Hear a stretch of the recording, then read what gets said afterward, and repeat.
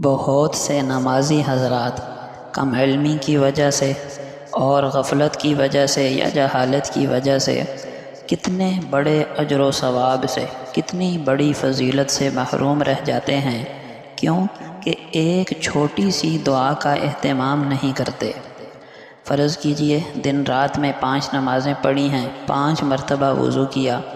اور ہو سکتا ہے کہ نفل نمازوں کے لیے اس کے علاوہ الگ سے وضو کیا ہو، تو 6-7 مرتبہ اگر وضو کرتا ہے، اگر ساتھ اس دعا کا اہتمام کر لیتا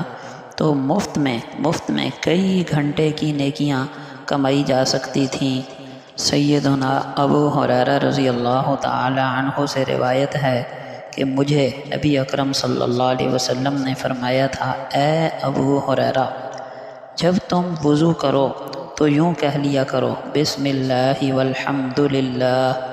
اس کا اثر اور فائدہ یہ ہوگا کہ جب تک تمہارا یہ وضو باقی رہے گا، اس وقت تک تمہارے محافظ فرشتے یعنی نام اعمال لکھنے والے فرشتے کرامن کاتبین تمہارے لیے مسلسل نیکیاں لکھتے رہیں گے۔ جب تک باوضو رہو گے، فرشتے تمہارے لیے نیکیاں لکھتے رہیں گے۔